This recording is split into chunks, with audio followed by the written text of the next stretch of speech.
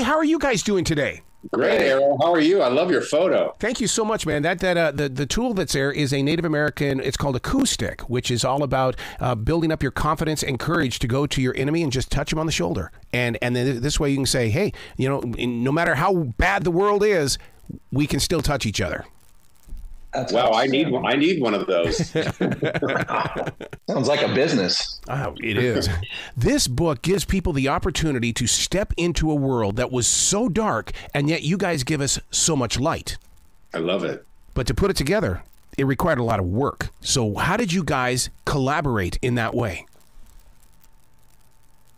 Well, it all began a long time ago in a Hollywood far, far away. I met Fred Otash back in 1990 when I was working in development at Warner Brothers Television. And I thought I found the holy grail of Hollywood stories, a real life Philip Marlowe whose life intimately intertwined with some of the greatest icons of the 20th century.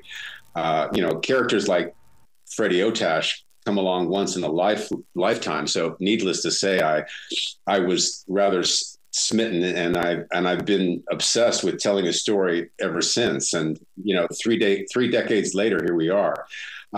Unfortunately, Fred's legacy has been rather raped and pillaged by various fictional authors ever since his mysterious death in 1992. So when Josh and I sat down to write this book, our primary goal was to tell Fred's authentic truth, juxtaposed to all the fiction and the fake news that sadly has become rather embedded in the cultural zeitgeist. And that goal would have never been possible or credible if not for Fred's daughter, Colleen, who so graciously granted us exclusive and unfettered access to her father's archives that until recently have sat dormant inside a storage facility for nearly 3 decades. Oh my God! Oh my!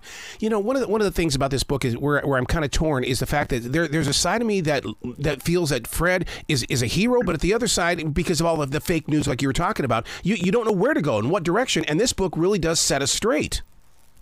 Yeah, that was the goal. We wanted to set the record straight and in essence. Give readers a firsthand eyewitness account of the events in his life, as he said they actually happened. In essence, we're allowing Fred to speak from the grave, wow. If you will, and in many ways, this book is it's a reclamation of his truth and his humanity. Mm.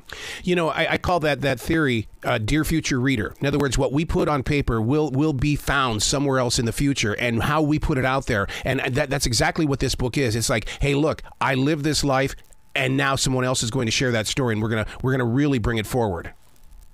Exactly. I love that. Yeah. I was so intrigued to know, and this is so Hollywood, that, because we always see the movies and the TV shows where they bug homes and bug offices. This dude was real. I mean, he really did it.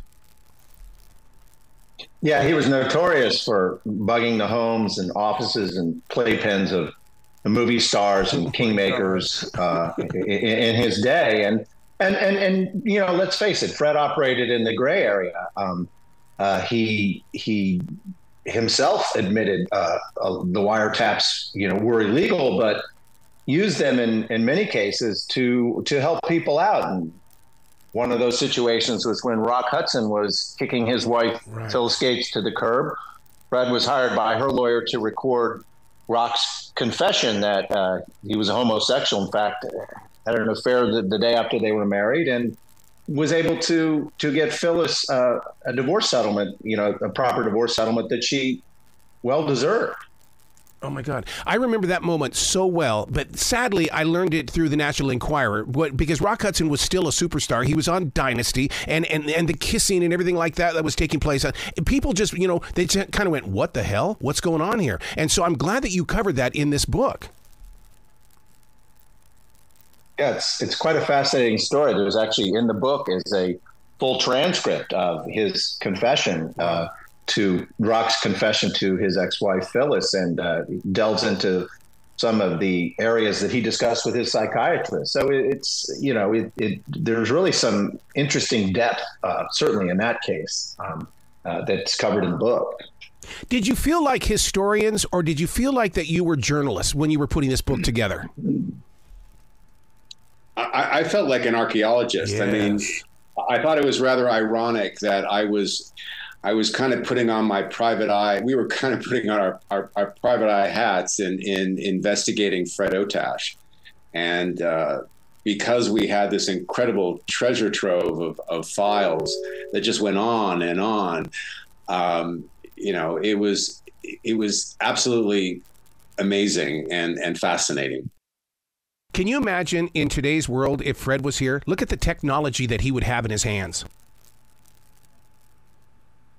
Oh, I mean, it would be a whole other world. Then he was dealing with what was, at the time, state-of-the-art methods of electronic surveillance and his specialty, which was wiretapping. But I can only imagine what he would be able to do with what we see today. He had to have had some serious guts and the willingness to do things, because when you go and investigate a politician, God, that's a dangerous game, is it not? Absolutely. I mean, but he had Fred was a tough guy. I mean, he learned how to roll the hard way. I mean, he was an ex-Marine who turned L.A.P.D. cop, a vice cop. He kind of rose from the ashes of an L.A.P.D., riddled with corruption, to become the premier private detective in the 50s and 60s. And, let me put it this way. It's hard to be a pillar of virtue and rectitude when you're the top private eye during one of the most iconic and rather lawless periods in Hollywood history. Behind its glamorous facade, the city was rife with crooked cops and power brokers and mobsters, FBI and CIA agents at every turn. So, at the end of the day, Otash was hardly morally indifferent, but as Hollywood's king of the snoops, as National Enquirer dubbed him back in the late 1950s, operating on the edges of ethical conduct came with a territory. But ultimately, he was committed to serving justice for his clients. Wow. I could totally see this book becoming a movie with Russell Crowe playing the part of Fred. Well, interestingly enough, Russell Crowe's character in L.A. Confidential is partly based on Fred. So we could maybe use some new casting. Right.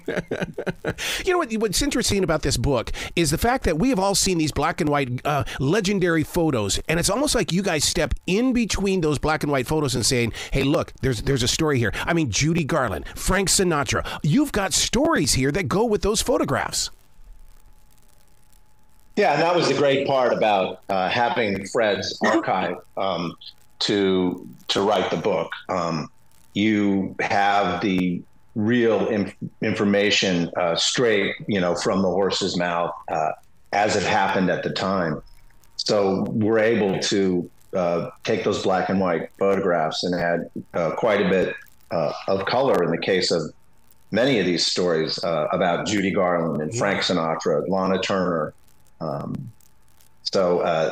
Really, that is just a treasure trove of information that was in those files. Is sort of the gift that kept on giving. Wow. Well, congratulations on the book, The Fixer. Please come back to this show anytime in the future. The door is always going to be open for you. I would love it. Thank you. Thank you, Arrow. It's been a pleasure. Thank you, Arrow. You guys be brilliant today, okay? Yeah, we will try. Okay. I'm going to save your picture. Thank you. I'll just send you the coup stick. How about that? Oh, that'd be fantastic. Have fun, you guys.